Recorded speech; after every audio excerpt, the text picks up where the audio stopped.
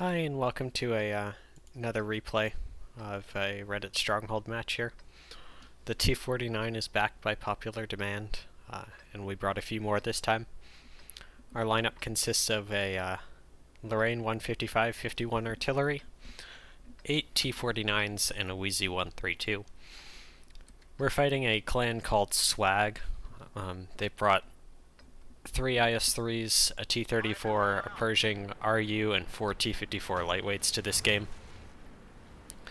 The T-54 lightweights are probably the most dangerous tanks on their team for us right now.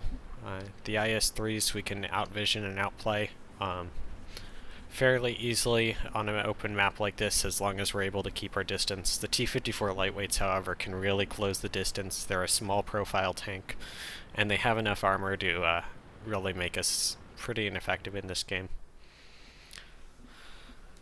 We're going to start this game off by playing a little passively, the hope being that if they were to drive down the zero line, we'd all be able to melt back from that push and just HE as much as we possibly could.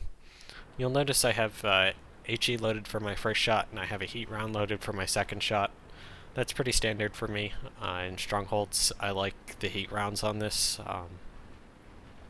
particularly for lighter armored tanks, or if I can get the rear of an IS-3 or a T-34. That's going to kind of bite me in the ass on this one. I forget I have the heat queued up, and I fire off my shells without noticing. Pompous takes the center of the map. We're pretty sure they're not on the 890 at this point, so he's going to try and get some lights across, confirm that they're over there, which he does. Take some blind shots at the Pershing out of our render range. It can't hurt, except in this case it kind of does. Pompous is able to put a huge shot into the T-54 lightweight, queuing up a chorus of very angry 152mm derp guns on the far ridge, fruitlessly trying to finish him off, to the disappointment of Pompous, who risked his life. At this point, we're going to kind of break out of our position on the ridge. We're trying to get close enough that we can actually hit what Pompous is lighting on the other side of the map here. The key being that if they were to make a push at this point, we would need to get back to that ridge very quickly because it's able to provide us cover and forces them to drive across a large open field. And IS-3s in large open fields are pretty much a wet dream for our T-49 squad. Notice over here that Smurf is going to poke out in a bush there. He's about 50 meters in front of me, and he immediately takes a shot, despite the fact that he's in a bush and in a tank that has way better camo than the T-49. That's actually because this T-54 is doing a really smart thing and blind firing that bush every time he gets lit. It's a really common spot for tanks to try and light from. You'll notice we get a few good shots off into the T-49 there, or the T-54 in the back there.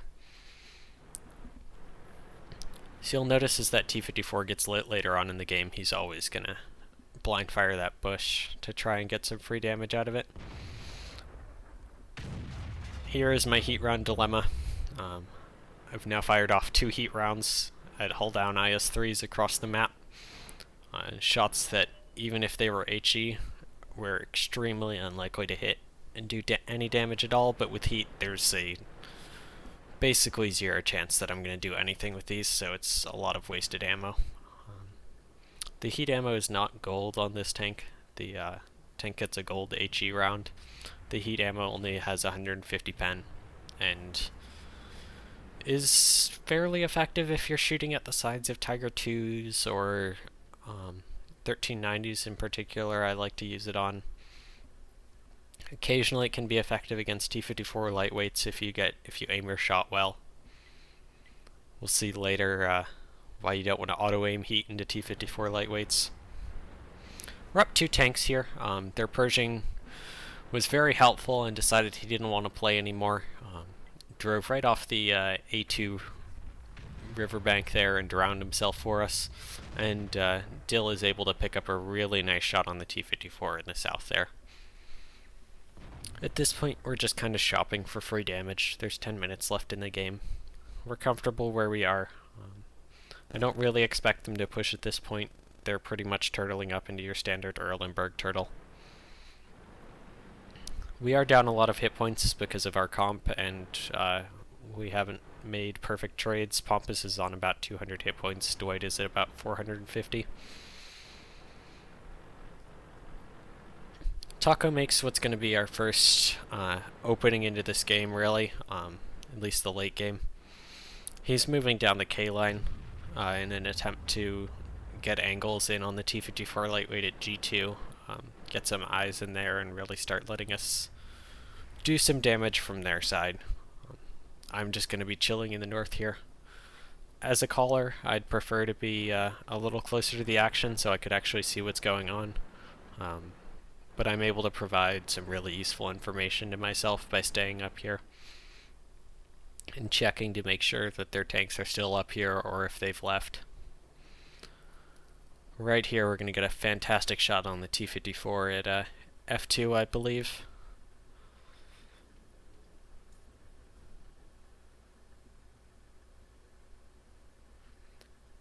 He's moving out of that position. But we are, as you can see on the minimap, taking control of that southern portion. Go ahead and blow that up there. Smurf goes down. Really unlucky shot. Well, not unlucky. He poked too far in the G1 ridge and got punished for it. Ace pulls a fantastic shot into the T54 lightweight at G1 and is able to really punish him for being in that position. The T49's huge advantage is its alpha, and so every time we get a chance to take advantage of that and take out a tank isolated like that, it's really good for our team. You'll notice that IS-3 was starting to move towards the south there, and that's a really key piece of information for us, and starts letting us piece together a puzzle as to what their plan is. We're pretty vulnerable in the south there. T49s are not particularly high DPM tanks. We see a T34 pressuring down there, and at this point we start recognizing that they're moving tanks to the south to try and take out those 3 tanks. And if they'd still been there when they made that push, we probably would have lost 3 tanks in the game right there. The RU is also moving to the south, so at this point I'm rapidly going down there to try and help out, catch that push. Pompous kind of calls me off and suggests that we start pressuring the north since they're rotating to the south, getting us another angle. I'm a little worried about that at this point. The T54 is still up there in A3, and if he spots me, the guys on the C2, D2 ridge would absolutely rip me apart. There isn't really safe cover until I get to A3, and the T54 is right there waiting for me. So I'm going to take a bush here, see what I can spot. One of the most important things when you're playing as a team is your scouting and understanding what's happening in the match, even outside of the individual brawls.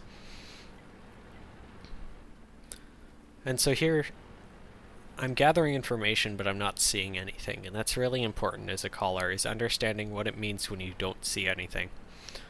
And that T54 lightweight is still actually in the north, but he's not poking, which suggests that their presence in the north is no longer strong enough that he feels comfortable engaging me.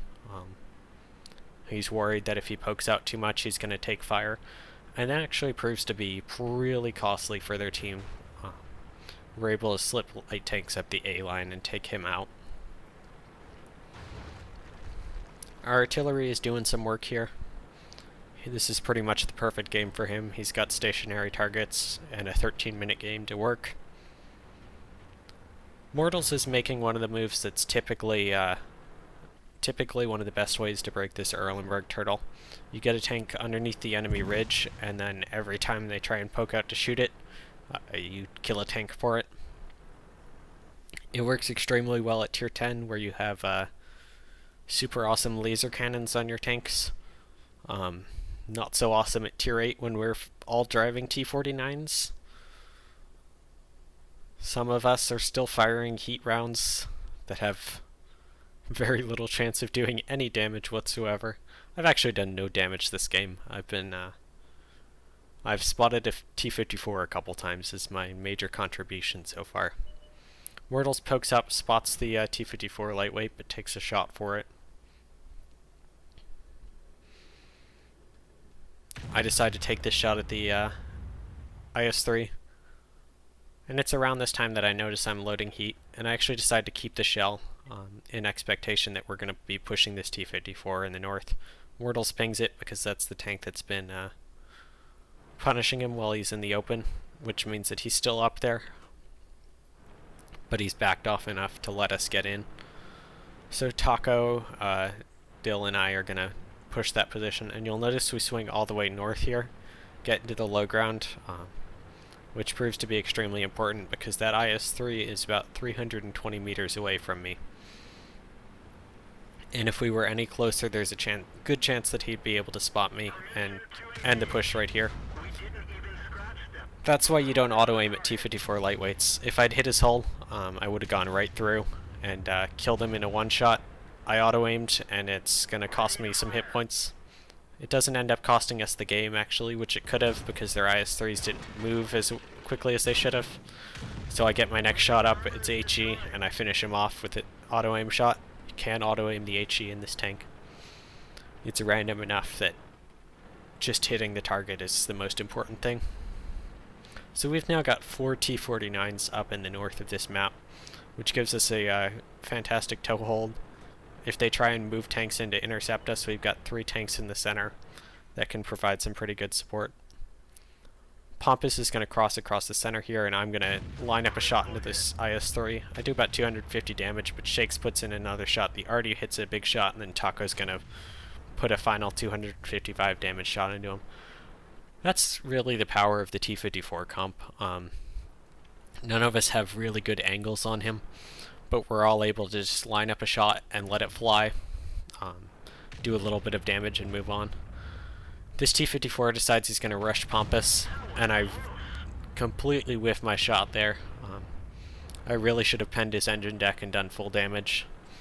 Shakes and Dill are doing a fantastic job handling the RU and IS-3 over there. Freddy and his IS-3 does push forward and take out Pompous. Here we go, perfect engine deck shot, and so I planted into the space armor on the side of his tank. He should really be dead now. Dill is going to put in another shot, leaving him on 84 hit points. And this is an important part about playing high alpha tanks, is calling kills. I had actually called 6 seconds to kill on that tank. And Ace called, he had 2 seconds to kill, and he took the kill. And I was able to save my shot and put it into the T-34 rather than firing it into a dead tank. That's extremely important with autoloaders and high alpha tanks like the T-49. And this IS-3 is absolutely screwed. He's got 4 T-49s and an artillery, all just waiting to drop HE shells into him. The artillery misses, Dill doesn't, and that's GG to Swag. Let's go ahead and take a look at the post-game stats here. Meme in the artillery did 26 damage. It's to be expected that he's at the top of the team. We gave him enough time to work, and he did his job. Taco follows him up with over 2,000 damage. I'm right behind him with 1,700. Dill came in with 1,643, and a bunch of really crucial kills came out of him. Ace as well picks up 2 kills. Everybody else kind of fell below that. Shakes did do almost 1,000 damage, 999. You're getting there, Shakes. Eventually we'll get a good game. Smurf in the 132 wasn't able to contribute as much as I'm sure he would have liked, but it worked out in the end. Their team, their T-34, performed pretty well. Everybody else kind of got shut down other than one of their T-54 lightweights was able to eke out 1,200 damage. So that's the game. I hope you liked it. Hopefully we'll be able to do a little bit more of this, and maybe I'll be able to bring you some Tier 10 Strongholds if you guys are interested in seeing some of that, with a bit more commentary on the strategy of the games. Alright, see you next time.